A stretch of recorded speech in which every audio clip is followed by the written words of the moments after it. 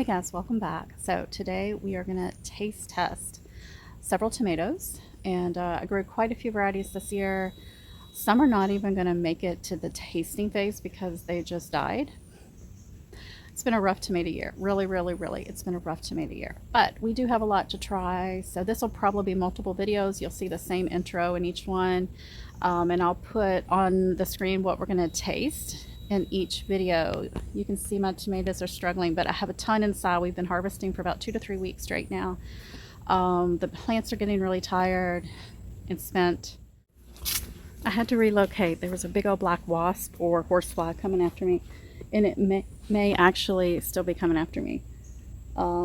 Yeah, so let's get to tasting those tomatoes. As you can see, lots of pretty tomatoes here on the table.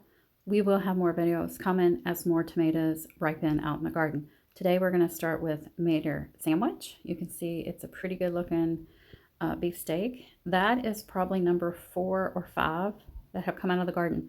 We may or may not get more. It depends on the health of the plant at this point. And I'm just showing you a few of the others we're going to talk about today. Some will be the next video. And let's just get started with Mater Sandwich there. So I'm going to tell you straight up, it was a bit of a disappointment. I found it to be kind of dry and really firm. And the skin was just tough. The flesh, the skin, kind of tough, but nice, big tomatoes. Did have a little bit of like slight ribbing, as you can see. I had so much rain this season. I really don't think it could be related to lack of moisture. The reason this tomato was so dry. I had a hard time finding reviews online from other people who have had this tomato. It is a hybrid, and it is from just a particular seed company. I think I got these. I'll put it on the screen. So you can see I'm slicing up this big boy. It is huge. It is at least as big as a slice of bread, if not bigger in width. I did notice once these were picked, and I picked my tomatoes early, right after blushing, they seemed to go bad kind of quickly. They started to get spots quickly, and I had to use them up really fast. You can see it's not super juicy. There's not a lot of juice coming out of this tomato at all. It is really pretty. One thing I didn't like, though, is that it's got that deep kind of stem tucked down into the center of the tomato. That kind of takes away from the amount of slices you can get off of one of these big tomatoes. So that was one negative. Decent taste, really good on a BLT sandwich. On its own, it wasn't the best tomato I've ever tasted. But on a sandwich with some salt and pepper and bacon, lettuce, tomato, yes, very good. Not sure I'll grow this again. So that is my review of Mater Sandwich. I think there are others out there that I'd rather grow instead.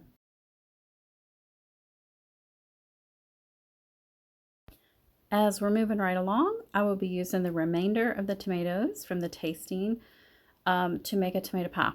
And I have shared this recipe with you guys before. So I'll put the description. I'll link it in the description.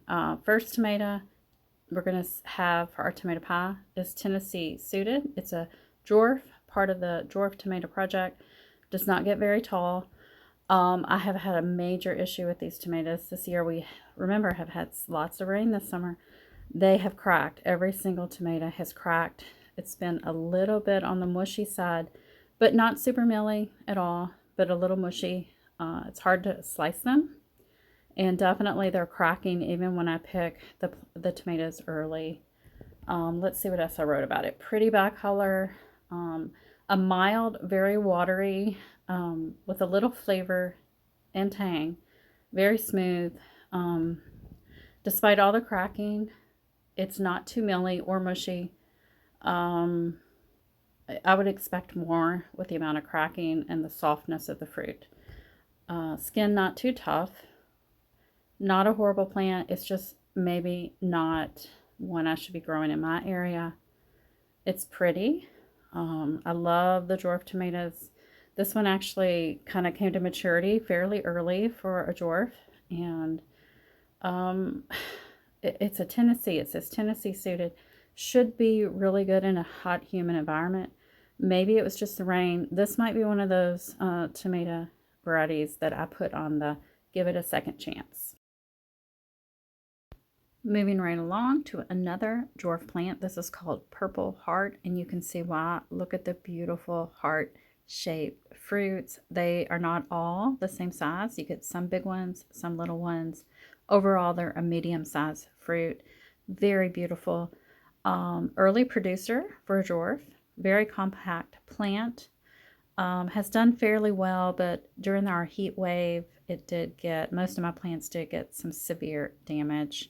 It was just extreme. I definitely will be growing this variety again. Has good, smooth texture and taste. The taste is a little bit complex with some smoky tones, but it's mild and it's pleasant. Kind of like a Paul Robeson, that kind of a flavor. Maybe a little bit milder than that, but it's definitely good. Definitely is going to go on my rotation. Yeah, you can just, well, you can't see because the camera's a little bit out of focus. It was really pretty. And I'm going to show you some pictures here in just a second where I've got two fruits cut up, and one is a darker tone, and the other fruit is kind of a lighter pinker reddish color. Really am enjoying this variety. This is going on my keeper list, and I will be growing this one again for sure.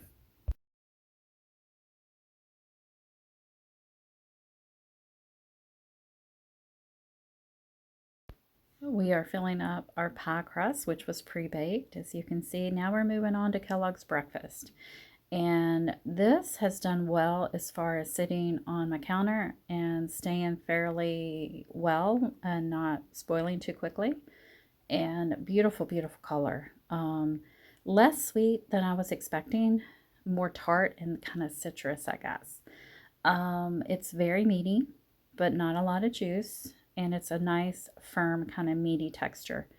The one negative for this Kellogg's breakfast is that it is not Dr. Witchy's, which my daughter and I absolutely love Dr. Witchy's. So I thought, well, let's try this Kellogg's breakfast. I have heard that it's a comparison.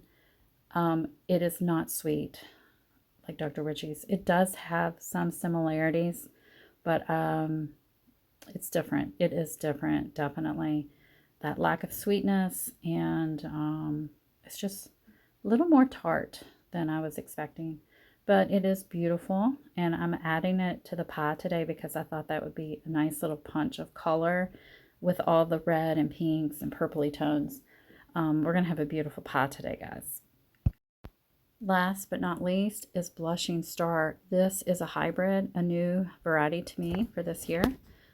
It was my first big slicer to start producing. It is still producing non-stop. I'm going to put a clip at the end of the video that I recorded last night. You can see how this is just popping out the fruits. It's a pink, plentiful, sweet and smooth, but kind of mellow fruit. It tastes really good, I think. It's not overpowering, and it's not mealy one bit, despite all the rain we have had. It did have some minor cracking here and there, but it's been enjoyable for the taste, the productivity. I'm definitely going to grow this variety again. It has a beautiful name, right? Blushing Star. And you can see right here on the video, I'm squeezing it. It has a really good, decent amount of juice as well. Very juicy. I've been eating this on BLTs quite a bit. I really, really like it. It makes a decent tomato sandwich, and it's going to be very tasty in our tomato pie as well as too. So let's have a peek at the outdoor footage that I took last night.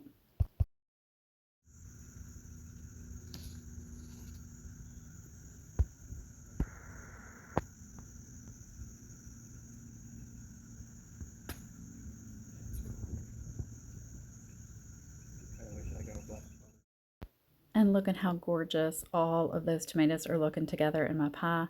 Remember, I'll put the recipe in the description. I have a video and a short on this recipe from last summer you can go look at as well. Hope you're having a great gardening week, guys. Bye.